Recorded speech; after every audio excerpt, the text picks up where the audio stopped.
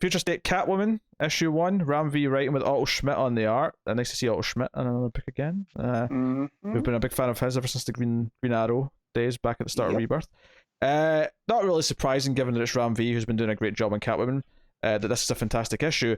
I think what's more interesting though is that it's a very different type of issue though to his Catwoman issues so far, because it's not a crime book. This is a train siege issue where... I mean, it's kind of a heist.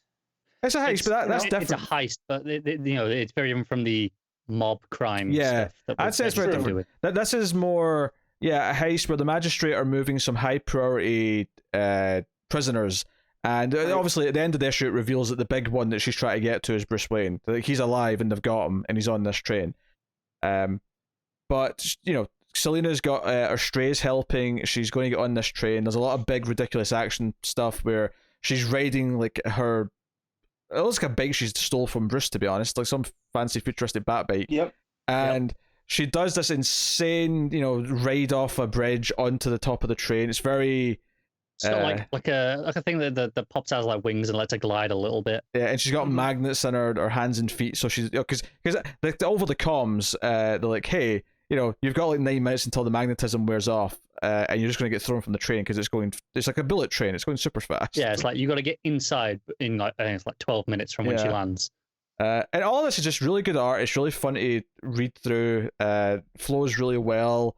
You've got the panels and the speed lines all really flowing. Like, it's like you say, the page where she jumps off the bridge and then glides onto the train. It's only 4 panels, but it has a lot of motion and movement in it.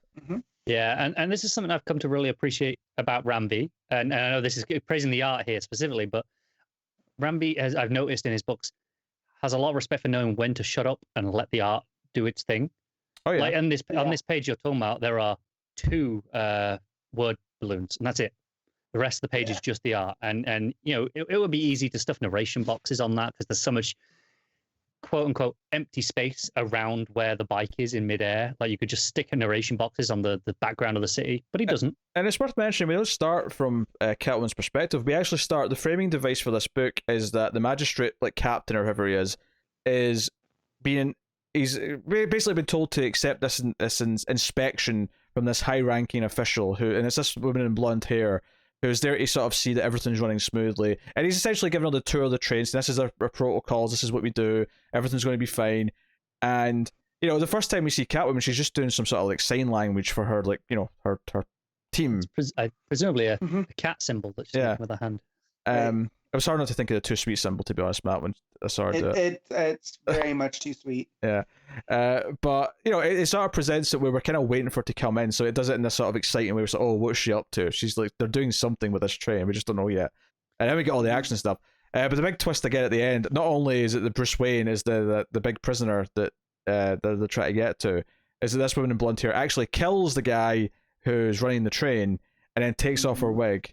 And the reveal is this is Talia, who's helping Selina get to Bruce. Which, honestly, is kind of a cool reveal. Because it's like, okay, even Talia wants to help get Bruce out of this to, like, try and help fix whatever's going on. Who is the magistrate? Because, like, they're clicking out, And I think they mentioned they've got Cheshire on the inside as well, right, in this issue?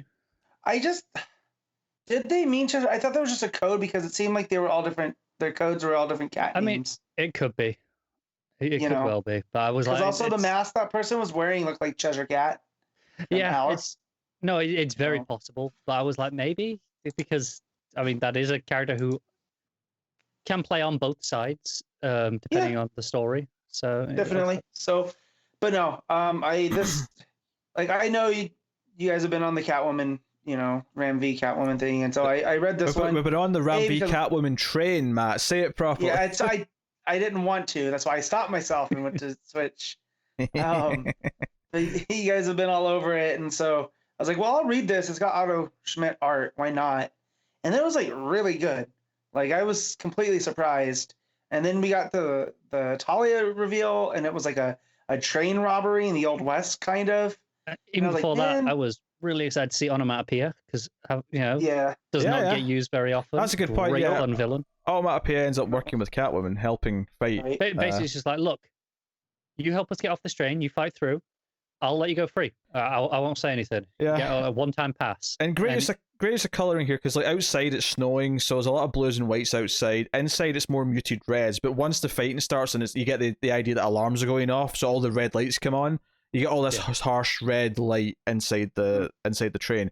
So again, everything feels really distinct in my mind when I think of it. I read this on Tuesday, and I didn't even skim it before this because I didn't need to. I remembered it so vividly because it was so well told through both the writing and the art.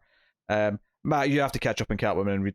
When Matt tweeted about it, I was like, wait, you weren't reading Catwoman? I didn't realize he hadn't been. Because, God damn, it's so good. I will get caught up. It would be nice if I didn't have 14 books this week. I know. But, once Future State... Well, I mean, even just next month when you've cut out a lot of the Future State books you don't like. Yeah. I would say it's catch up on those 3 issues, or 4 issues, whatever it's been. No, but the reveals are cool.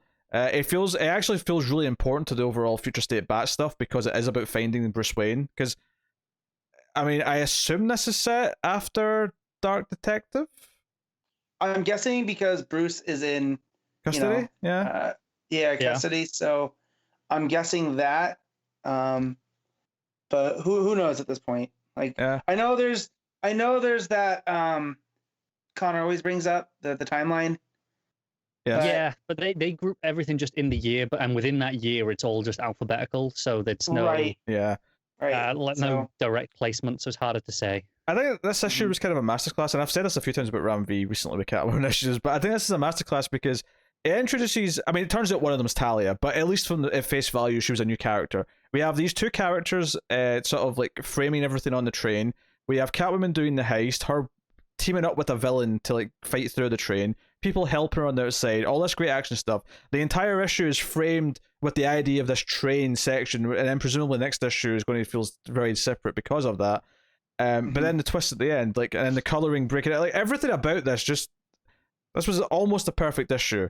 And the only reason why it might not get a 10 is because maybe it's not like got the emotional impact of, say, something that's got the gut punch of a Doomsday Clock, or maybe a perfect issue of Superman that Connor talked about something earlier. that we didn't kind of mention that I think is really nice thing is the multiple different countdowns that are going throughout the issue that are brought. So the first one you've got like 15 minutes to get to the train, 12 minutes with your magnets, and it keeps popping up with a timer every couple of pages to let us know how they're doing. And then towards the end, it resets a new one. Go right, we've got 50 minutes till this tunnel, and by the final panel, I think has it's a close up on Bruce's face, I think, and it's like 41 minutes left, or whatever. Yeah, so I think we're still going to be in the train next issue, but obviously things are going to be very different. Actually, one of the timing things that's really important, which I'm remembering it now as you brought that up, is when Selina does jump onto the roof of the train and then has to come inside. Basically, there has to be a couple of her people on the inside have to fight back and then open a door for her to get in. And if they didn't do that at that exact time, she'd be screwed. But likewise, it's told from the perspective of the kid who's going to open the door, because he's like, if we don't open this door, if Selina's not there to like take on these bad guys, we're screwed, because they're going to just beat the shit out of us. And I love the way this is told. The small tight panels, him desperately clicking at the pad to open it, and then the whip just comes in after through the door, and it's great. Very suspenseful, very cathartic when it happens, and you get the payoff with the whip coming through. So really good stuff. Ram V's Catwoman continues to be one of the best books that DC have right now. It's so interesting that this is, compared to a lot of the Future State books, so disconnected from his main book. There are no real, that first bit set in Alleytown, and you have the Strays, which is presumably just showing us she's going to build a community in Alleytown over the course of her run, which is not really surprising. But compared to, like, say, the Titans one from last week, which was clearly, this is what to expect in that Titans Academy book. This is not that. It's a very disconnected adventure that anyone who hasn't been reading Catwoman, like Matt, can just jump into and still, really enjoy. Yeah. And it made me want to go back, and despite it works as an advert in its own quality rather than because you're like, I'm sure it's gonna have different art, but even the art Pete's been praising. Killing it on the art's been great. It's basically take the quality of this and mix in a little bit of like a Brubaker crime book, and that's what you're getting from the main issues. So You're speaking on my language. I know. Yeah, I know. this is why I was shocked that you weren't reading it already. It's such a book, map Because book. I'm trying to read less stuff, and then this week happened, and Yeah. I can't not read Nightwing. I can't not read I know. Shazam, but like maybe I shouldn't have. Don't You know? worry. I mean, this is the great thing, Matt, is that February can be much later because you've tried them, and the ones that you're going to drop, you can drop, and it's all is well in the world. With that said, though, Matt, what are you going to rate Catwoman Future State? I'm giving this one a 9. All right, this one's real good. Car? Yeah, it's a 9 for me as well. So good. I'm trying to talk myself up a little bit to the 9.5. Yeah, I'm going to do it. 9.5. Catwoman Future State. There you go.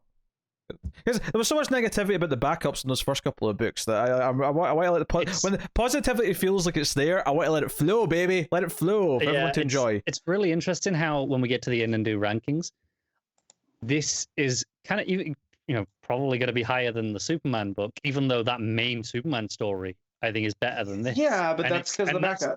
This right, but that Superman story is like the same length as this. It's so bizarre.